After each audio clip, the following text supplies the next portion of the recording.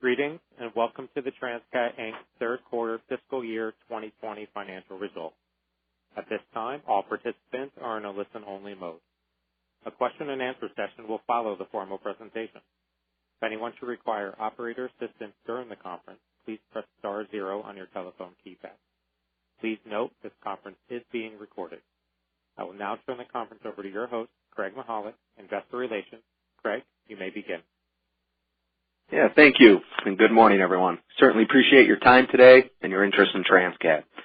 With me on the call today, we have our President and Chief Executive Officer, Lee Rudow, and our Chief Financial Officer, Mike Chitterer. After formal remarks, we will open the call for questions. If you do not have our news release that crossed the wire after markets closed yesterday, it can be found on our website at transcat.com. The slides that accompany today's discussion are also on our website. If you would, please refer to slide 2. As you are aware, we may make forward-looking statements during the formal presentation and Q&A portion of this teleconference. Those statements apply to future events which are subject to risks and uncertainties, as well as other factors that could cause the actual results to differ materially from where we are today. These factors are outlined in the news release, as well as with documents filed by the company with the Securities and Exchange Commission. You can find those on our website, where we regularly post information about the company, as well as on the SEC's website at sec.gov.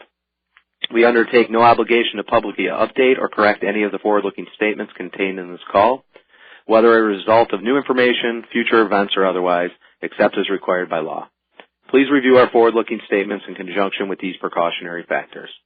I would like to point out as well that during today's call we will discuss certain non-GAAP measures, which we believe will be useful in evaluating our performance. You should not consider the presentation of this additional information in isolation or as a substitute for results prepared in accordance with GAAP. We have provided reconciliations of non-GAAP to comparable GAAP measures in the tables accompanying the earnings release. So with that, let me turn the call over to Lee to begin the discussion. Lee? Thank you, Craig. Good morning, everyone. Thank you for joining us on the call today. To kick off this morning's call, I'll provide an overview of fiscal 2020 third quarter results, then turn things over to Mike to provide a closer look at the financials.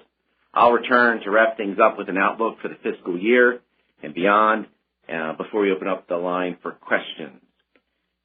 We had solid growth in the third quarter, generating $43 million across both segments. While growth was solid, the third quarter was atypical. October and November 2019 started out very strong with double-digit organic growth similar to what we generated in the second quarter. That momentum gave way to a very slow December, which we believe was negatively impacted by holiday timing that drove an unusually high number of extended plant shutdowns. The positive news, and as we mentioned in our release, sales in both our service and distribution segments bounced back as we moved through January and into early February, providing confidence in our belief that December was an anomaly. Fiscal year to date, we've generated $8.2 million in cash, up 13.6%.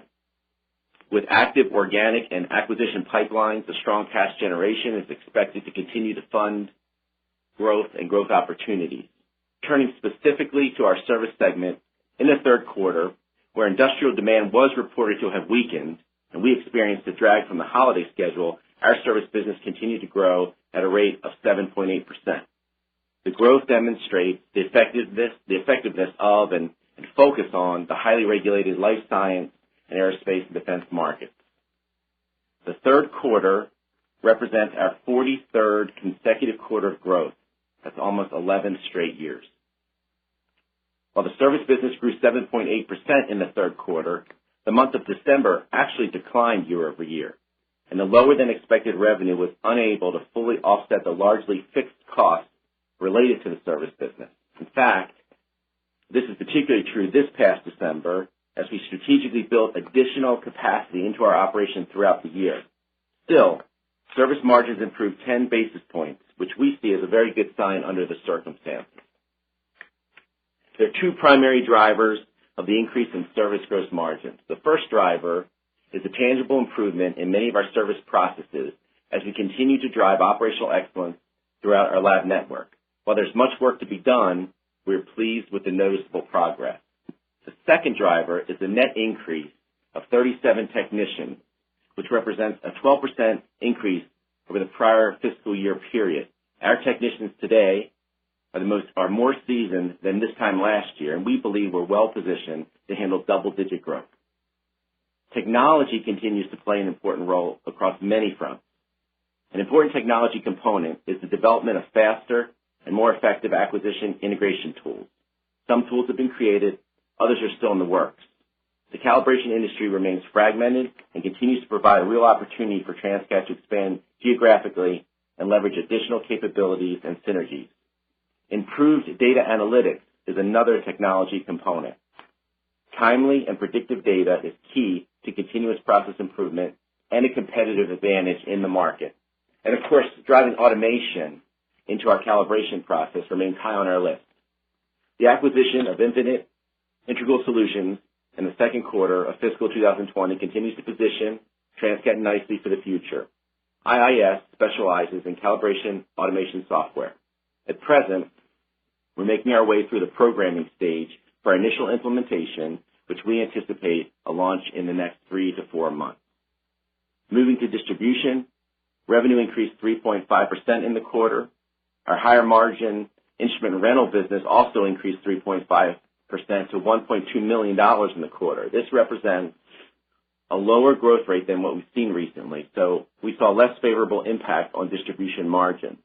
A similar story here as with service. We believe the lower rental growth rate in the quarter was an anomaly, and we expect more typical growth rates for rentals moving forward. The distribution business and the segment continues to differentiate our unique value proposition, generate gross profit dollars, solid cash flow, and perhaps most importantly, provide leads to foster strong organic service growth. With that, I'll turn things over to Mike. Thanks, Lee, and good morning, everyone. I'll be referring this morning to the slides that we did post this morning. I'll start on slide 4, which provides detail regarding our revenue on a consolidated basis and by segment. As a reminder, we have 2 reportable business segments, service and distribution. As Lee mentioned, we had another solid quarter with consolidated revenue of $43.2 million, which represents a record level for a fiscal third quarter, with an increase of nearly 6% on a consolidated basis. The reported revenue for both segments was negatively impacted by the timing of the holidays in December, especially with Christmas falling on a Wednesday. This midweek holiday impacted customer operations and working hours more than we would expect to see if the holiday was at the beginning or last day of a work week. Service segment revenue increased 7.8% to $22.1 million, which was all organic.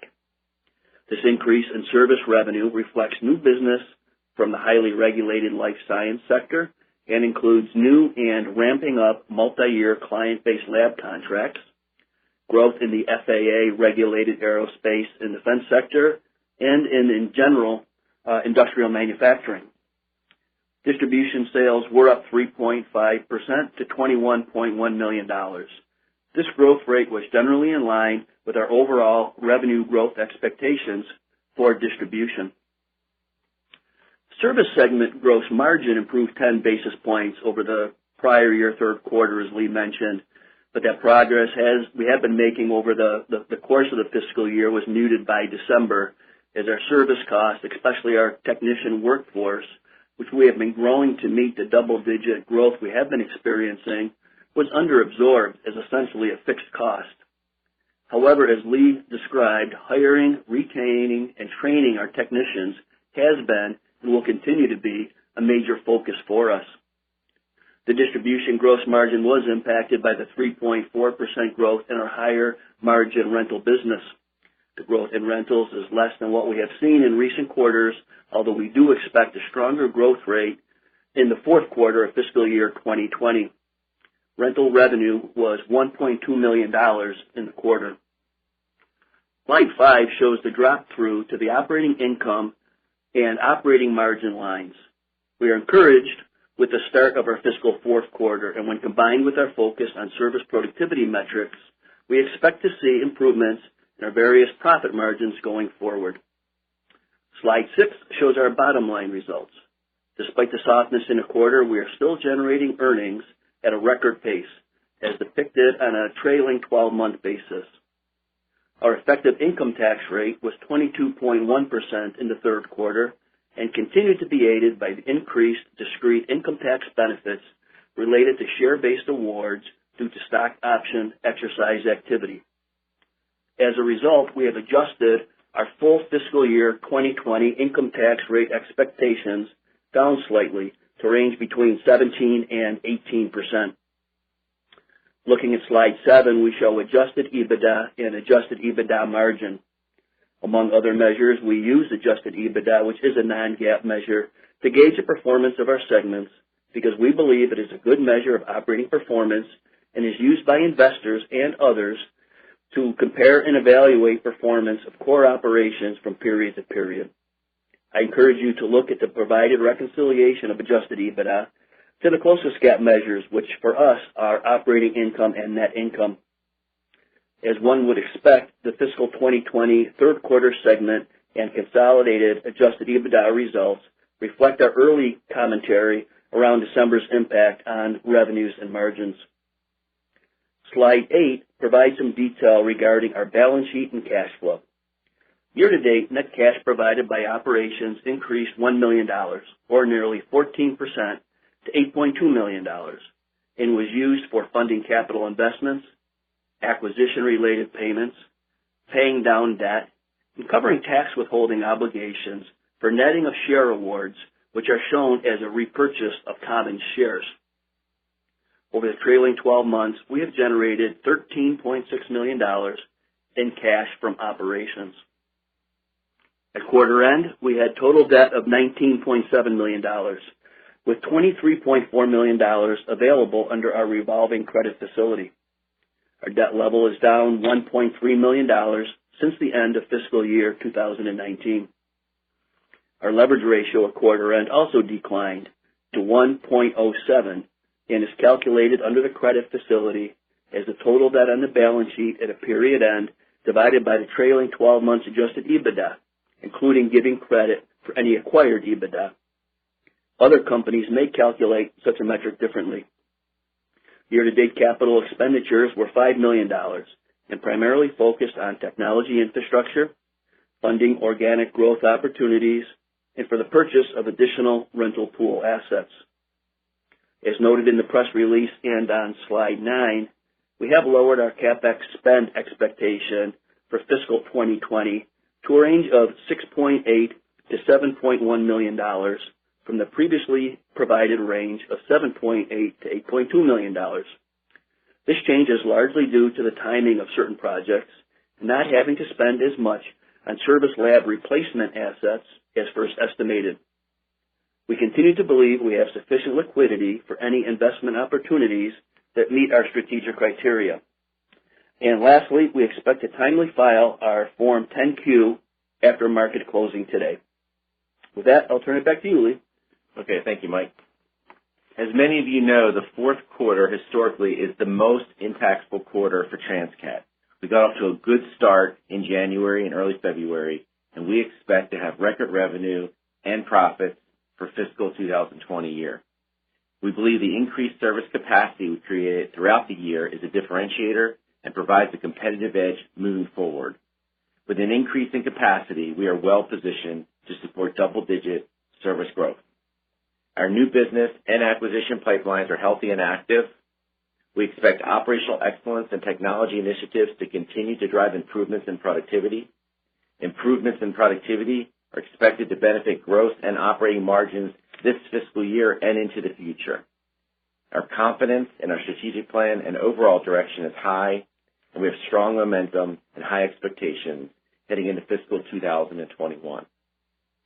With that, operator, we can open the line for questions. Thank you. At this time, we will be conducting a question-and-answer session. If you would like to ask a question, please press star 1 on your telephone keypad. The confirmation tone will indicate your line is in the question queue. You may press star 2 if you would like to remove your question from the queue. For participants using speaker equipment, it may be necessary to pick up your handset before pressing the star key. One moment, please, while we poll for questions.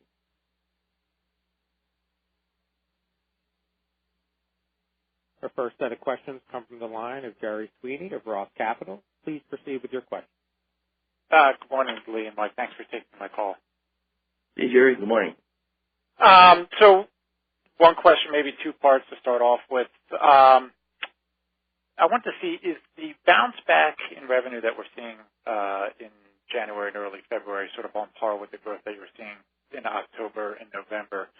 And then the follow-up to that would be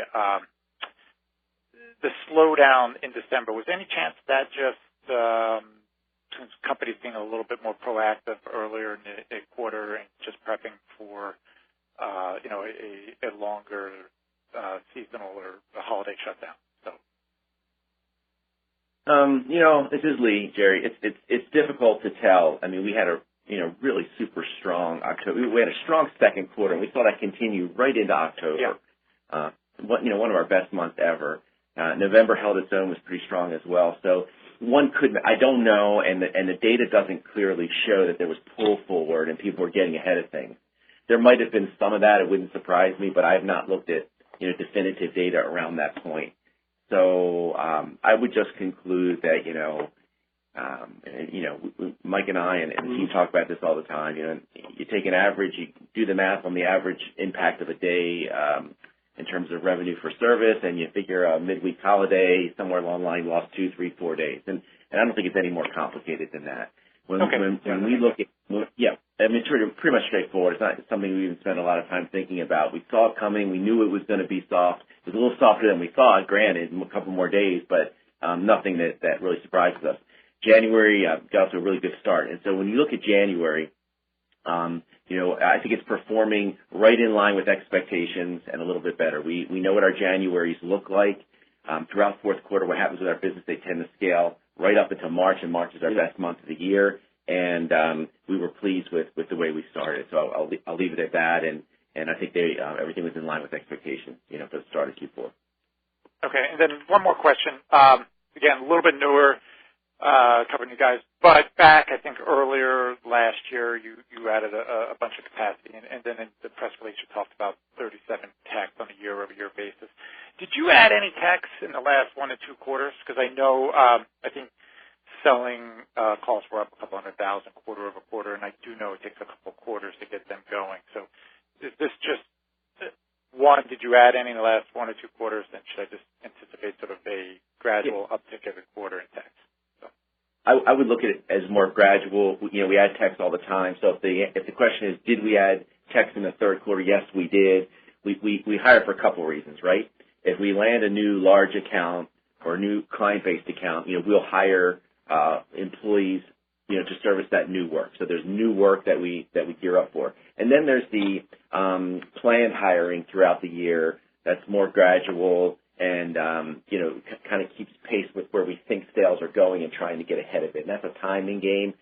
In the past, we've fallen behind, and I would say this year we've done a really nice job of staying ahead of things and being more predictive, and more accurate in our predictions, and I think it's played out well. And I think, if the volumes that we anticipate in Q4 come through, you're going to see good margin and enhancement because we got ahead of it.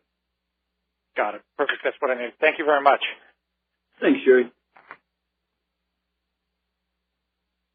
Our next set of questions come from the line of Mitra Ramgopal of Sidoti & Company. Please proceed with your question.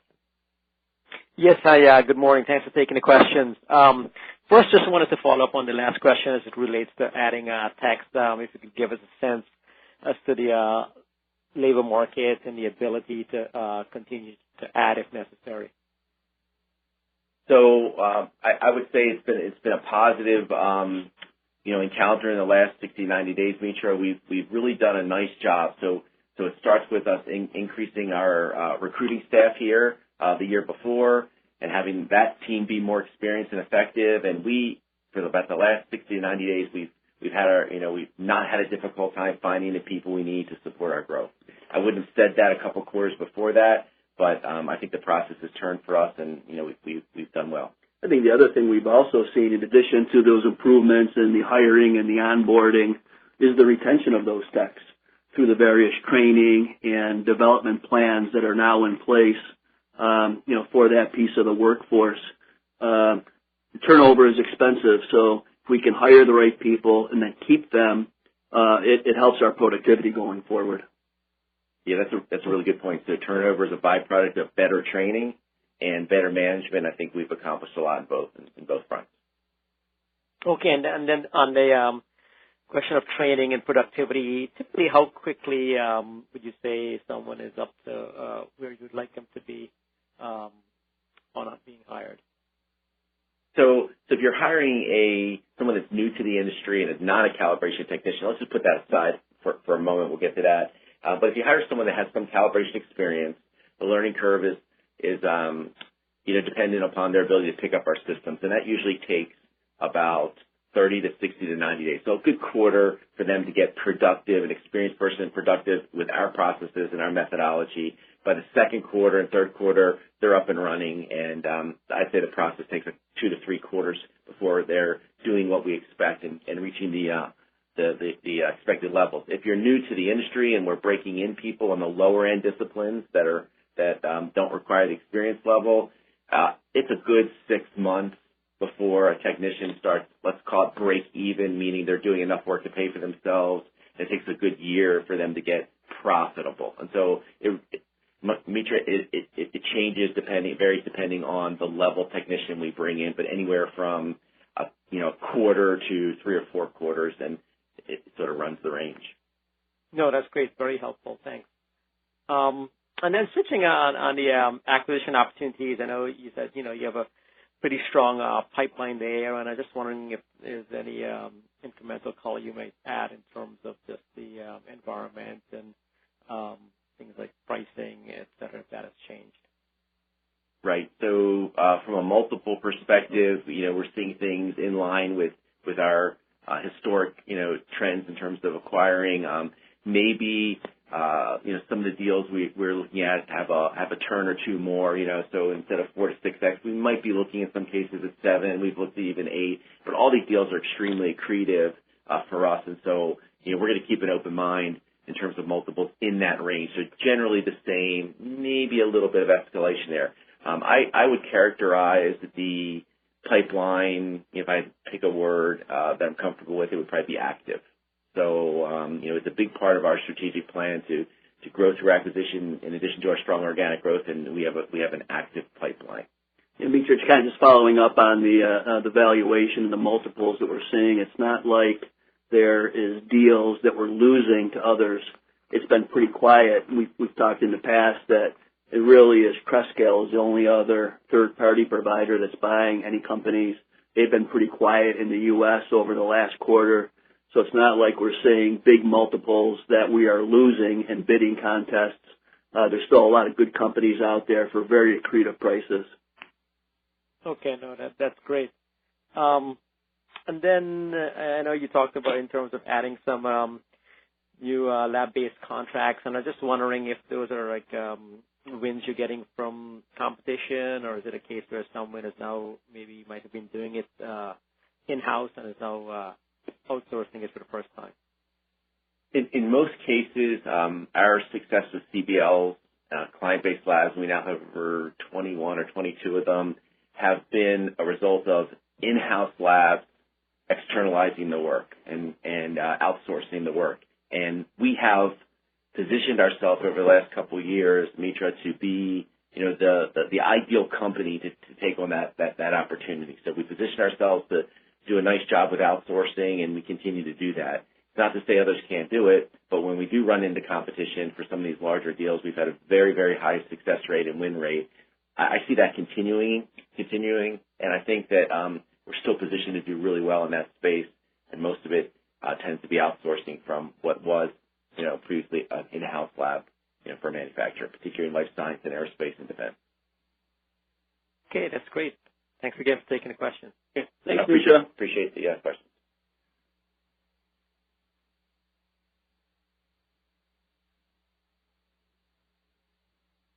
As a reminder, if you would like to ask a question, please press star 1 on your telephone keypad.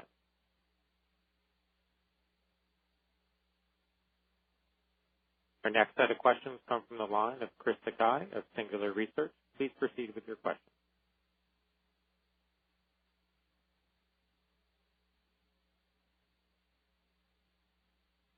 Chris, you there?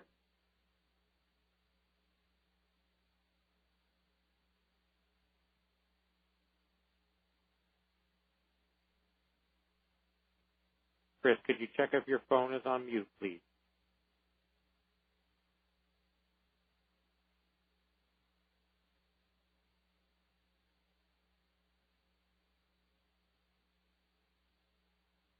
Operators, any other calls as we wait to see where Chris went? Mitra has queued back up. Okay. Maybe we'll take his and we'll wait to see what happened to Chris. Sounds good. Mitra, you are queued back up. Please proceed Okay. with the question. Yes, thanks. Actually, I just wanted to follow up a little on the Canadian market. I know you highlighted that a little, and I was just wondering, based on the recent acquisition you made, if you're sort of gaining any additional traction as a result. Well, I'll start. Just to clarify, the acquisition of IIS, which was a software company, it was not a calibration service company like we've made other acquisitions for. So I'll just kind of clarify that it wasn't that we bought a book of business and employees. It was a software play for that automation software. Yeah, and relative to the strength of the Canadian market, we've been really pleased with the performance this year. If you go back to the prior year, it was a soft market for Canada. We talked about it quarter to quarter. Most of it was the volatility of trade agreements, some uncertainty in their economy. But I think there's been some pent up demand, that is making its way to the market. And, that year is behind us. So each quarter we've had a strong quarter for Canada year over year, back to what we would call, Mitra, our typical and expected results. We see that continuing. Good start to fourth quarter as well. And so I would expect Canada to finish strong. Yeah, and it's been nice to see that it's kind of broad-based too, both in aerospace and defense, as well as in life sciences. So it's been an encouraging year for them. Okay. And is there any impact or benefit for you as a result of the recent trade agreement? I think just the lack of uncertainty, Mitra, is going to be a positive for us. And we haven't gotten any direct feedback in terms of the particular elements of the agreement and the favorability it might provide. But I think overall, just having the uncertainty behind us is going to be a plus. Okay. That's great. Thanks again. Thanks, Mitra. Our next set of questions come from the line of Chris Sakai of Singular Research. Please proceed with your question. Hi, everyone. Sorry for the technical difficulties. Just a question. Hello, can you hear me? Yes, Chris, we can hear you. And, okay. Go right ahead.